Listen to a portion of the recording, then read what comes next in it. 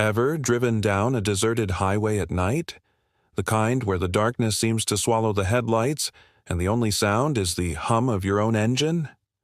For Ethan, that night was colder than usual, the kind of cold that seeps through your jacket and settles deep in your bones.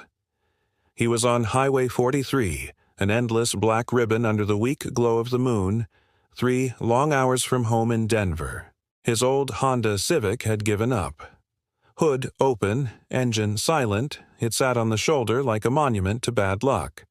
And to make matters worse, his phone, after flashing its battery warning for what felt like an eternity, had finally gone dark. He was utterly alone.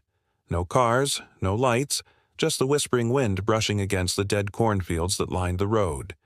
With a heavy sigh, he shoved the dead phone into his pocket and started walking. A gas station, a house, anything would be a miracle. But the road remained empty, a void stretching into the horizon. After 10 minutes that felt like 10 hours, a pair of faint headlights appeared in his rear view. Relief washed over him in a warm wave.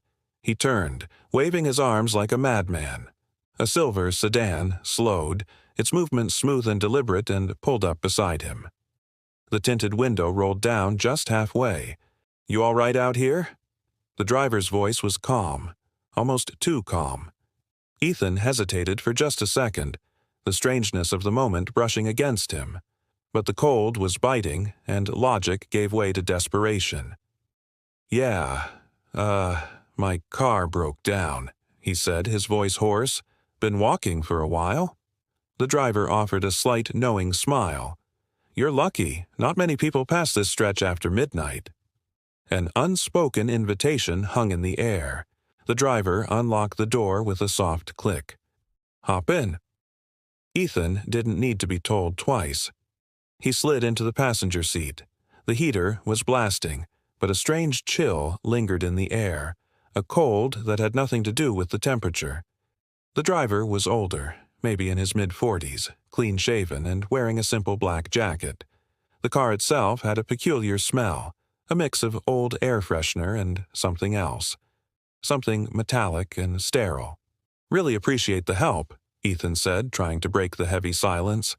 "I just need to get to the next gas station, if you don't mind." "No problem," the man replied, his gaze fixed firmly on the road ahead. "Phones die at the worst times, don't they?"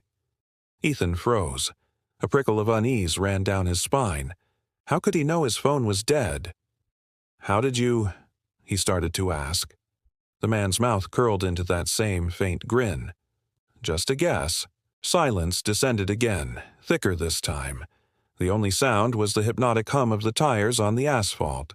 The radio flickered, whispering fragments of words through bursts of static before fading back into nothingness.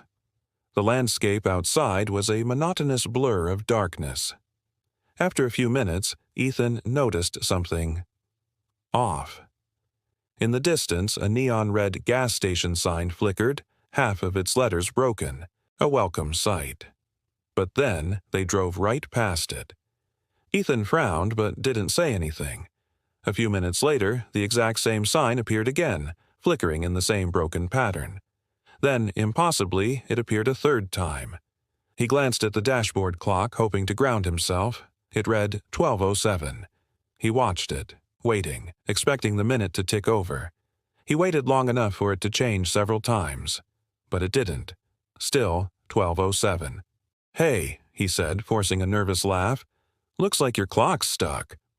The driver didn't answer. He didn't even look at him. His knuckles were white, clenched tightly around the steering wheel. You know what?" Ethan said, his voice getting tight. "Maybe I'll just get out at the next—" The driver finally turned to him. His eyes were dark, hollow, and utterly empty. "We're almost there." A spike of pure adrenaline shot through Ethan. "Almost where?" The man smiled, but it was a cold, cruel thing. "You already answered the call." Ethan's breath hitched in his throat. His hand instinctively went to his pocket for his phone. His dead phone. But the moment his fingers touched the cold glass, the screen flared to life. The battery icon blinked a desperate red, and a new message notification glowed on the screen. From unknown. It read, "Don't talk to him." He looked up, his heart hammering against his ribs. The driver was staring straight ahead again as if he hadn't moved at all. "Who messaged you?" he asked, his voice a low monotone. Ethan's own voice trembled. "No one. It's nothing." The driver nodded slowly, a deliberate, chilling movement. "You shouldn't have looked." The radio crackled again, much louder this time. A voice sliced through the static. A distorted, whispering voice that he recognized with a sickening lurch. It was his own, and it was whispering, "Don't get in the car." His hands started to shake uncontrollably. This wasn't happening. It couldn't be. "Stop the car," he yelled, his voice cracking with panic. The driver didn't even blink. "You can't leave," he said calmly. "You're already part of it." Ethan lunged for the door handle, pulling and rattling it with all his strength, but it was locked solid. He slammed his fist against the window, but the glass felt as hard as steel. It didn't even vibrate. Outside, the gas station sign appeared again. This time, it grew larger and larger until the car slowed and came to a smooth stop directly in front of the flickering red light. The driver turned fully toward him, his empty eyes seeming to see right through Ethan. "You left this behind," he said softly. He held out a phone. But it wasn't his phone. This one was shattered, a spiderweb of cracks across the screen, which flickered erratically. The wallpaper was wrong. It was a picture of him, Ethan, sitting right here in this passenger seat, his face a mask of terror, and the photo had been taken from outside the car. A scream tore from Ethan's throat as he shoved the phone away.